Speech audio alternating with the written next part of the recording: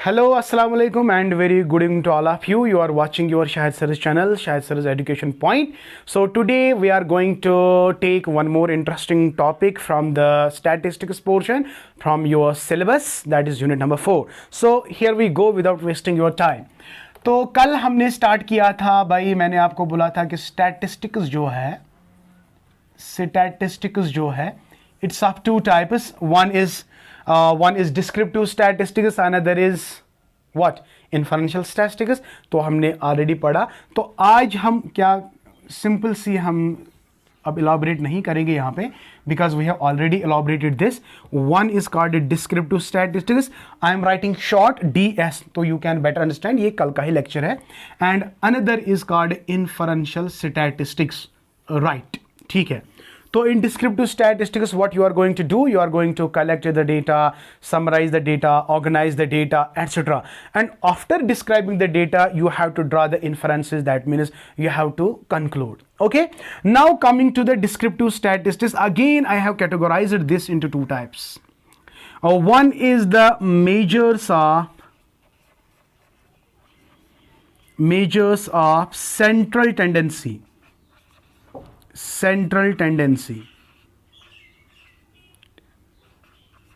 And another is measures of dispersion. Very good, dispersion. Good.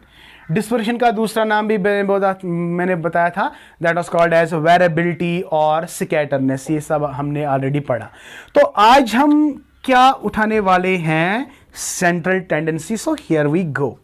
Okay तो ये कल का ही टॉपिक है. मैंने सोचा कि बहुत सारे स्टूडेंट्स ने नहीं देखा होगा, तो इसलिए उनको थोड़ा लगेगा कि हम क्या पढ़ रहे हैं, तो दैट इज़ वाई मैंने इसको थोड़ा बहुत रिपीट किया यहाँ पे.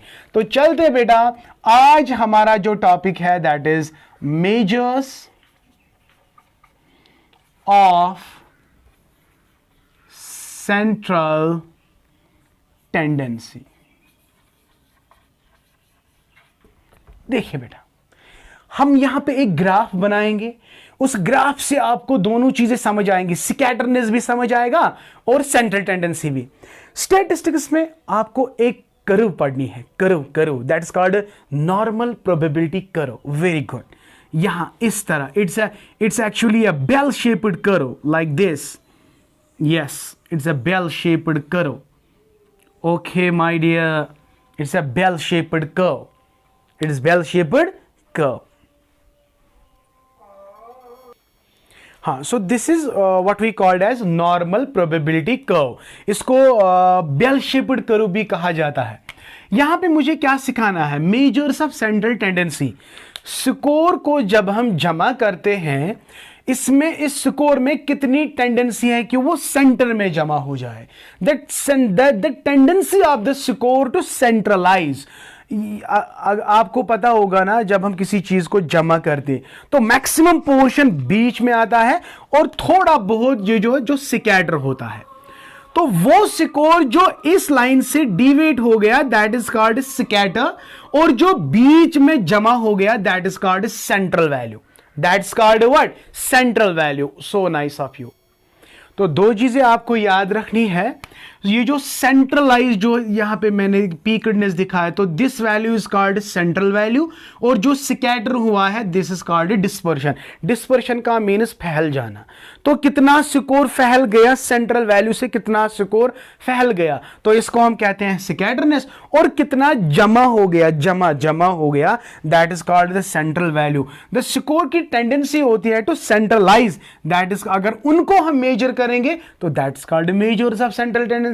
वो स्कोर जो स्कैटर हो गया तो उनको मेजर करेंगे तो उसको हम कहेंगे measures of dispersion. Quite simple. तो सिंपली अब हम क्या लेने जा रहे हैं? Measures of central tendency. ठीक है बेटा, याद रखना बेटा, इसमें हमें तीन चीजें पढ़नी है. So nice of you.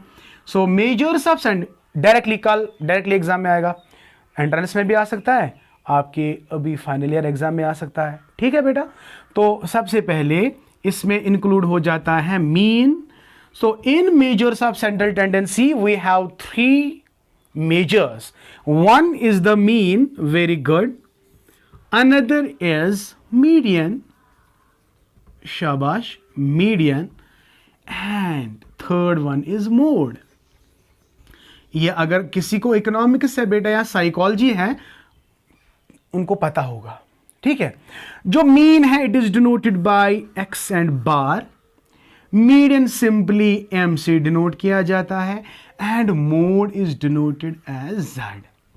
तो how many measures of central tendency are there? Sir there are 3 measures of central tendency, mean, median, mode. Mean is denoted by X bar, median is denoted by M, and mode is denoted by Z. Is it clear? तो exam में sir कैसे आएगा? वहां पे exam में 3 किस्म के question आ सकते हैं बेटा, माइंड इट। यहां आएगा मीन इज ए, आपको लिखना है sir it is a measure of central tendency, या ऐसे आएगा which among the following is not the measure of central tendency. अगर इन तीनों में से कोई नहीं हुआ तो वही ऑप्शन है मेजर ऑफ सेंट्रल टेंडेंसी। आपको याद क्या रखना है? मेजर ऑफ सेंट्रल टेंडेंसी में खाली आपको 3 चीजें याद रखनी है। One is the mean, another is median, another is mode, another is mode. जल्दी जल्दी से इसको, और एक पॉइंट जो एग्जाम में आता है, बड़े बड़े एग्जाम्स में आता है, आपके एग्जाम में भी आ सकता है और एंट्रेंस में भी आ सकता है। इन तीनों में से रिसर्च पर्पस के लिए सबसे ज्यादा इस्तेमाल किसको किया जाता है? आंखें बंद करके आप ऑप्शन लिखोगे मीन। मीन इज द, यहां पे लिखेंगे मोस्ट स्टेबल मेजर ऑफ सीटी। व्हाट डू मीन बाय सीटी? Central tendency. तो याद रखना ये इन दोनों का कम ही इस्तेमाल किया जाता है, लेकिन सबसे ज्यादा इस्तेमाल किसका किया जाता है भाई? It is mean. तो दैट इज मैंने क्या लिखा? Most stable measures of central tendency is the mean, not the median, not the mode. I hope it is clear. ठीक है बेटा, तो ये क्वेश्चन आ सकता है। चलते हैं बेटा, और एक पॉइंट, बहुत सारे पॉइंट्स पढ़ने बाकी है अभी। हाँ, अब देखिए और एक पॉइंट हम यहां पे डिस्कस करेंगे। अब मीन क्या है? मीन क्या है? सपोज आपका स्कोर दिया गया है, मीन का जो एक्सप्रेशन है, मीन का बराबर छासन summation of X divide by total number. तो ये फार्मूला आप बेटा याद रखेंगे ही रखेंगे। एग्जाम्पल कैसे आएगा? देखो याद रखना है एग्जाम्पल कैसे आएगा। एग्जाम्पल ऐसे आ गए, एक्स स्कोर ऐसे दे, से फॉर एग्जाम्पल 2 3 4 5 6, ये ऐसे दे। अब समेशन इन सब का सम करना है, डिवाइड बाय ये कितने हैं? ये कितने हैं? 1 2 3 4 5। तो एक्स बार किसके बराबर आएगा? 2 + 3 + 4 + 5 + 6 डिवाइड बाय 1 2 3 4 5 डिवाइड बाय 5। आपका जो आंसर आएगा वो इस सीरीज का मीन है। ये हम बेटा आगे भी पढ़ेंगे, लेकिन फिलहाल आपको याद क्या रखना है?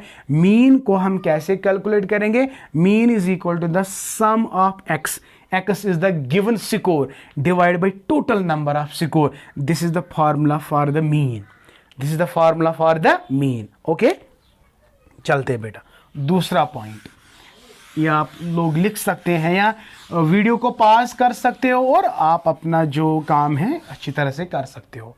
ठीक है बेटा, और एक पॉइंट, मीन जो है cannot be calculated, mean cannot be calculated graphically. तो मीडियन को हम ग्राफ में दिखा सकते हैं, मोड को भी ग्राफ में दिखा सकते हैं, लेकिन बेटा मीन को हम ग्राफिकली नहीं दिखा सकते। ये भी एक बार एग्जाम में आया था कि which among the following can not be shown graphically? It is the mean, it is the mean. तो मीडियन और मोड को हम ग्राफिकली दिखा सकते हैं। Is it clear? Point number 2, अगर स्कोर में कुछ ऐड किया जाएगा तो मीन का वैल्यू भी चेंज होता है, लेकिन अगर मीडियन निकालने से स्कोर ऐड भी किया जाता है, मीडियन को कोई फर्क नहीं पड़ता या मोड को कोई फर्क नहीं पड़ता, लेकिन mean gets affected by extreme scores. These two can not get affected by extreme scores. तो यहां पे और एक पॉइंट दिखेंगे। हाँ, if you still don't understand तो कमेंट सेक्शन में जरूर लिखिएगा आपको कौन सा पॉइंट समझ में नहीं आया, तो सो दैट जितने भी कमेंट्स मुझे मिलेंगे उस पर मैं थोड़ा रिवाइज करूंगा और कल जाके मैं उस पॉइंट को फिर से अच्छी तरह से सिखाने की कोशिश करूंगा। आपके कमेंट से मुझे पता चलेगा किसको समझ आया, किसको नहीं समझ आया। कमेंट ज़रूर लिखिएगा, चाहे आपको समझ आया या नहीं आया। जिसको समझ आया वो भी लिखेंगे सर हम मुझे समझ आया, जिसको नहीं आया तो उसको तो लिखना ही लिखना है, so that I can come to know that whether you have got the point or not. I hope it is clear to you. तो mean gets affected, mean gets affected by extreme scores, extreme scores।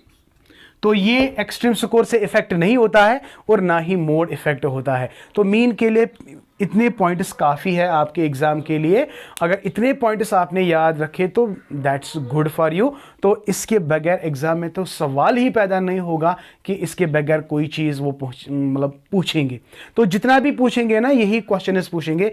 Previous year बेटा हमेशा revise करना होता है। Previous year papers आप लाओ, वहाँ पे देखो कैसे क्वेश्चन आते हैं, तो आपको इन चीज़ों को बड़ा मतलब बिल्कुल अच्छे से देखना होता है।